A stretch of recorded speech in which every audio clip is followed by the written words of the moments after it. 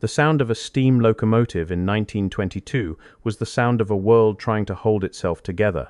It was a heavy, rhythmic pulse that echoed through the mountain passes of Central Europe, a landscape still scarred by the trenches of the Great War and the invisible borders of new, fragile nations. In the early winter of that year, a specific railway manifest was filed in a small office in Vienna. It authorized the movement of 3 specialized hospital trains under what was known as Protocol 14B. The order was simple: transport 2,000 patients from the overcrowded sanitariums of the Austrian Alps to a newly established facility in the east. But when the trains arrived at their final destination, the platforms were empty, the tracks were cold, and the 2,000 individuals who had been boarded with such bureaucratic precision were nowhere to be found. To understand how 2,000 people could vanish from a moving railway line, one must first understand the state of Europe in 1922. The continent was a chaotic mosaic of refugees, shifting territories, and a desperate, lingering fear of disease. Typhus and tuberculosis were the secondary enemies that the armistice had failed to defeat. Sanitariums were overflowing, and the protocol was seen as a masterpiece of logistical mercy, a way to move the most vulnerable to a place of recovery. Records suggest that the trains were composed of repurposed military carriages, painted white with large red crosses on their sides. They were self-contained ecosystems, equipped with mobile pharmacies, kitchens, and a staff of nearly 200 nurses and orderlies. They were designed to travel without stopping at civilian stations, bypassed by the standard passenger traffic of the Sudbahn line.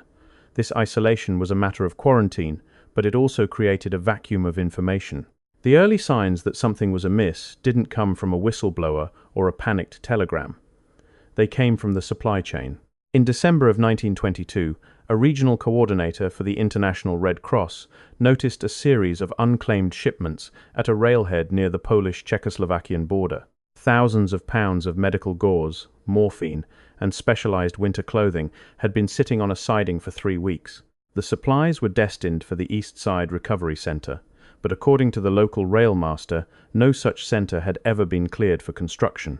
Some historians believe that the entire facility was a clerical ghost, a destination that existed on paper to justify the movement of the trains, but never in reality.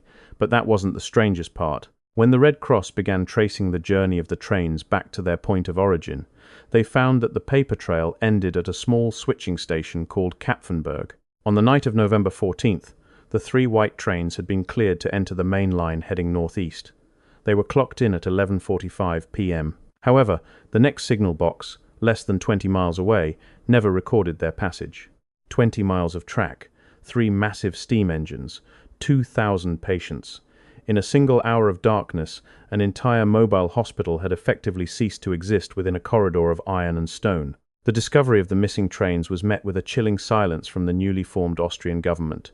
At the time, the country was grappling with hyperinflation and the threat of civil unrest.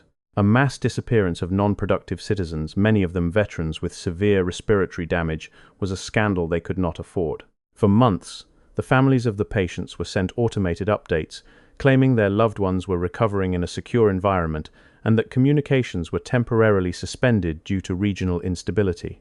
But as the months turned into a year, the letters stopped. And that's when things began to shift from a bureaucratic oversight into a calculated erasure. In 1924, a young investigative journalist named Stefan Zweig, not the famous author, but a distant cousin who worked for the Wiener Journal, managed to track down a former brakeman who had worked the Kapfenberg line on the night of the disappearance. The man was living in a state of perpetual fear, refusing to speak in public. In a series of whispered interviews, he claimed that the 3 white trains hadn't derailed and they hadn't been hijacked. He claimed they had been diverted onto a spur line that didn't appear on any commercial map.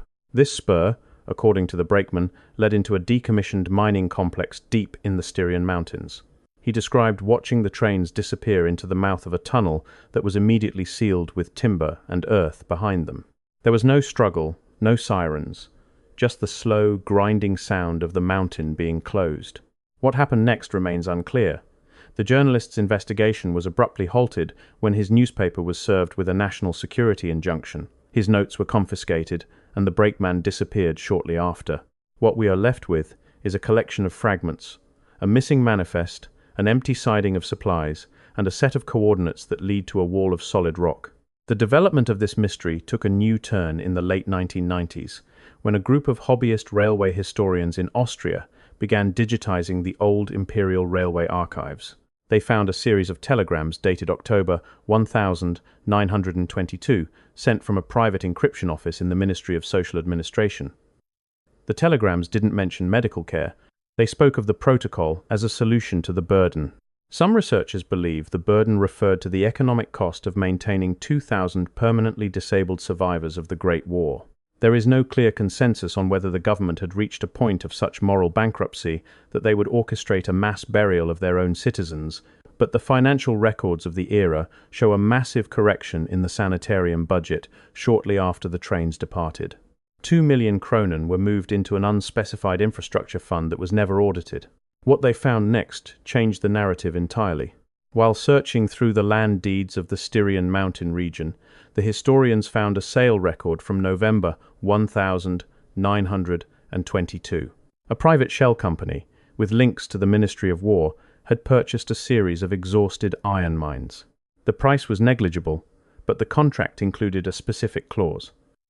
The buyer was responsible for the permanent stabilization of all shafts and the removal of all surface-level rail connectivity.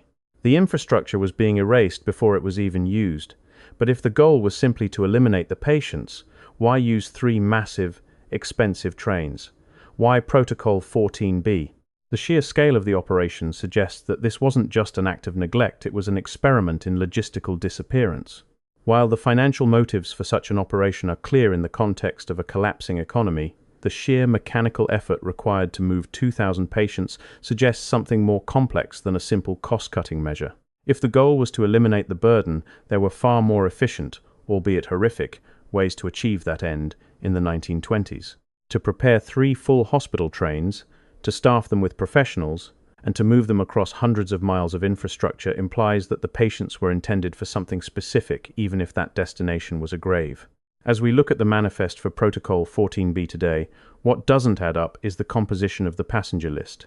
While many were indeed veterans suffering from the long-term effects of chlorine and mustard gas, a significant percentage were individuals with specialized technical backgrounds, former telegraph operators, precision mechanics, and even a handful of academics who had specialized in metallurgy before the war. Records suggest that these individuals were not selected for their illness, but for their silence. But that wasn't the strangest part. When the supply orders were audited decades later by a team of researchers in Salzburg, it was discovered that the morphine and sedatives loaded onto the trains were not for the patients. The dosage levels were high enough to suggest they were meant for the medical staff. This detail, buried in a secondary ledger, implies that the orderlies and nurses who boarded those white trains were not intended to witness the final stage of the journey. Evidence layers began to surface in the late 1950s during a routine survey for a new hydroelectric project in the Styrian Alps. A local geologist found a series of ventilation shafts that had been expertly camouflaged with mountain pine and limestone. These shafts didn't lead to a mine. They led to a massive, reinforced concrete bunker system that sat directly beneath the abandoned rail spur the Kapfenberg brakeman had described. When the survey team attempted to enter the facility, they found the entrance tunnels had been intentionally collapsed with high-order explosives. It wasn't a cave-in, it was an engineering feat of structural denial. There is no clear consensus on what lies behind that barrier, but the soil samples taken from the area showed an unusual concentration of lead and coal ash byproducts of a massive, sustained industrial fire that would have lasted for weeks. And that's when things began to shift from a disappearance into a haunting. In the archives of the International Tracing Service, there is a file for a woman named Anna Hoffman. Her husband, Karl, a former artillery officer who had survived the gas attacks at Ypres, was one of the 2,000 who boarded the second train in Kapfenberg.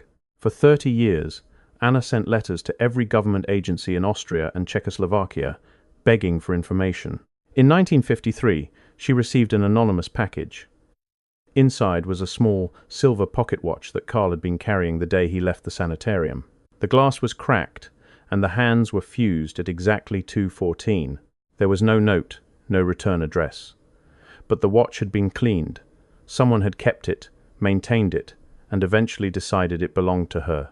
Some historians believe that a small number of the medical staff may have escaped the mountains, living under assumed names in the post-war chaos. These survivors would have been the only witnesses to the true nature of Protocol 14B. If they were the ones who sent the watch, it was a silent admission of a crime that no court was interested in prosecuting. Multiple perspectives on the disappearance suggest that the trains didn't arrive at a hospital or a mine, but at a transition point. A retired intelligence officer from the French Sûreté, who had been stationed in Vienna in the Villeneuve-Saint-Vinx, wrote in his memoirs that there were rumors of a fourth train. This train, he claimed, was not white. It was black, unmarked, and it moved in the opposite direction, away from the mountains and toward the coast. He speculated that Protocol 14B was a smokescreen for a high-stakes trade. In this theory, the 2,000 patients were not the cargo, but the distraction. While the world looked for 3 missing hospital trains, something else, something far more valuable than human lives, was being moved through the same corridor under the cover of the quarantine. What that cargo was remains a matter of interpretation, but the sudden, unexplained stabilization of the Austrian shilling in late 1923 has led some to believe that a portion of the old imperial gold reserves was part of the exchange. But even this theory fails to explain the physical fate of the 2,000 people. If they were just a distraction, where did they go? The escalation of the mystery reached a breaking point in 1968 when a local mountaineer found a rusted medical tag caught in a crevice of the limestone cliffs above the Kapfenberg spur. The tag belonged to a patient named Heinrich Voss. It was charred, as if it had been subjected to intense heat, but the name was still legible. What they found next changed the narrative entirely. Following the discovery of the tag, a team of independent researchers used ground-penetrating radar on the mountain shelf above the sealed tunnels. They didn't find the trains. Instead, they found a series of massive iron cylinders buried vertically in the rock. Each cylinder was approximately 30 feet long and appeared to be encased in a thick layer of concrete and lead. The radar could not penetrate the cylinders, but it could see the void they occupied. They were arranged in a perfect circle directly above the central chamber of the bunker. It was an arrangement that suggested not a burial, but a repository, a place where something was being kept safe, or perhaps kept away from the world. Some believe the protocol wasn't about the patients at all. It was about the specialized labor force they provided. If you needed to build something in total secrecy, something that the world would consider a violation of the Treaty of Saint-Germain, you would need workers who didn't exist in the eyes of the law. You would need 2,000 people who had already been moved and accounted for by the Red Cross. By the early 1970s, the Loxley-Kapfenberg link became a fringe theory among investigative journalists, suggesting that the 1922 railway protocol was the birth of a clandestine military-industrial complex that would eventually serve the interests of the next Great War. But the evidence remained circumstantial, locked behind the geological silence of the Styrian peaks. As the modern era began to declassify the remnants of the early 20th century, the story of Protocol 14B refused to fade. It stood as a reminder of how easily the machinery of the state can erase the individual, turning 2,000 lives into a footnote in a budget report. The collapse of the 1922 mystery into a total historical blackout occurred in 2 distinct waves. The first was in 1934, during the brief but violent Austrian Civil War. In the chaos of the fighting, the Central Railway Administration building in Vienna was shelled, and the floor containing the archives for the 1920s medical protocols was gutted by fire. For years, this was cited as the reason why the 2,000 patients had fallen through the cracks of history. But as we look at the fire marshal's reports from that day, a curious detail emerges. The fire didn't start from an external shell. It originated in the filing room itself, minutes before the building was hit. The second wave of erasure happened in 1938, during the Anschluss, when German forces moved into Austria. Records suggest that one of the first units to enter the Kapfenberg region was not a combat division, but a specialized archaeological and engineering detachment from the Ahnenerbe. They didn't come to secure the border. They came with heavy drilling equipment and a map that had been drafted 30 years prior. Within weeks, the site of the abandoned iron mine was placed under a total military exclusion zone. And that's when things began to shift from a national scandal into an international enigma. During the Allied occupation of Austria in 1945, American intelligence officers found a series of German transport logs that mentioned the Styrian Reservoir. The logs described the removal of inert biological assets from a subterranean facility near Kapfenberg, but the assets weren't moved to a cemetery or a hospital. They were loaded onto a convoy of trucks and driven toward the Swiss border under the cover of the retreating army. What happened next remains unclear. The convoy was never intercepted, and the assets never appeared in any refugee camp or hospital in Switzerland. Some historians believe that the 2,000 patients, or what remained of them, were used as a currency of their own, traded by desperate officials in exchange for safe passage or political asylum. But as of now, there is no clear consensus on who would have accepted such a grim payment. The aftermath of Protocol 14b has left a permanent, invisible scar on the Alpine landscape. In the 1980s, during a period of intense forest dieback in Central Europe, ecologists noticed that the trees growing on the ridge above the Kapfenberg Spur were dying in a very specific pattern. The dead pines formed a perfect 3-mile-long rectangle, a footprint of something buried so deep that it was affecting the acidity of the soil from beneath the bedrock. When a team of Swiss soil scientists took core samples, they found traces of heavy metals that shouldn't exist in a limestone mountain range. They found concentrations of mercury and cadmium that matched the chemicals used in early 20th century photographic processing and telegraphic battery production. It was a chemical signature of a massive industrial operation, one that would have required the labor of hundreds, if not thousands, of people.